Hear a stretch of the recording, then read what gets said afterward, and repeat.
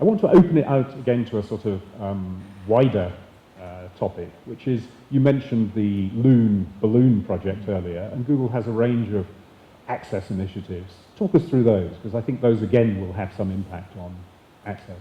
Yeah. So at Google, we think that the current way that we roll out communications and data access is just not good enough. So why do I say that?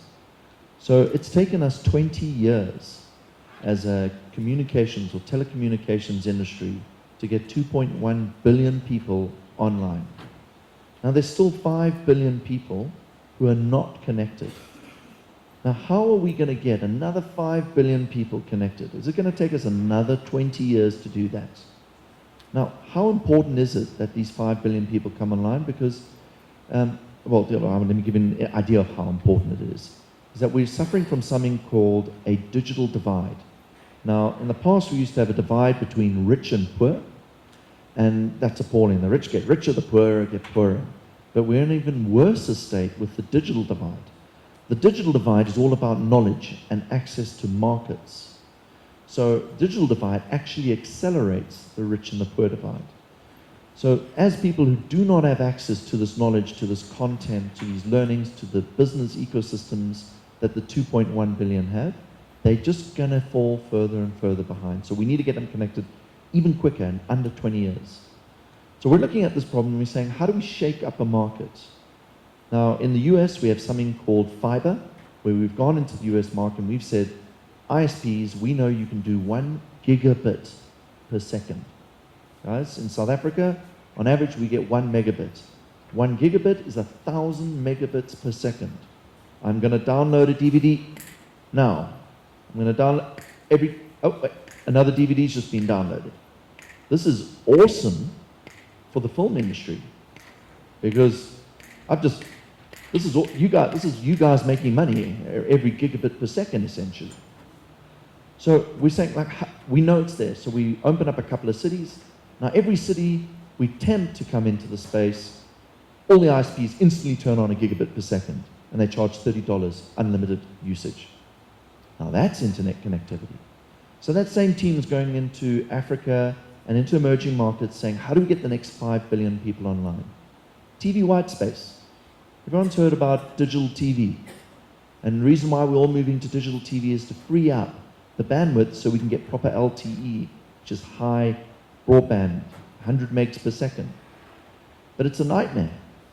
So we're saying, why not find the gap between the channels and feed the internet connection through that? It's called TV white space. And we're running a trial where we've got 10 schools in Western Cape working with 16 megabits connectivity. It's awesome. And it reaches a far bigger distance. So more people can get coverage to this internet access. But we're saying that's not good enough. How do we get the next 5 billion who are literally sitting in rural areas that we can't lay cabling to? So we thought, you know what, let's have a loony idea and let's put balloons in the sky. And we're running a trial at the moment. We've got 30 balloons that are sitting right up in the highest atmosphere, above airplanes but below satellites. And they're weather balloons and they're solar powered and they've got 3G connectivity. And what we do is we float these balloons up. And how we control the direction is up there, there's wind speeds that go in different directions. So while one is sitting in this wind, I can't remember what they're called, streams, we know what direction it's going, what speed it's going. And these are high-speed winds. So what we do is we know what that balloon's doing. We know what the other 30 balloons are doing at different heights. We can then see one's drifting off. So we say, well, let's lower it to where it's going to drift in the right wind direction to cluster up and keep on hovering around New Zealand. And we're providing New Zealand now, or sorry, not New Zealand, Wellington, with internet access from balloons. And we can put a couple of thousand up there for the same price as a satellite. So it's really low cost to get these things up and maintained. But imagine if we can put these in sub-Saharan Africa, where the current model doesn't allow us to do it easily, because you need to lay cables, you need to have power, you need to get cell phones in people's hands, you've got all these challenges. Now we can just put a balloon up in the sky.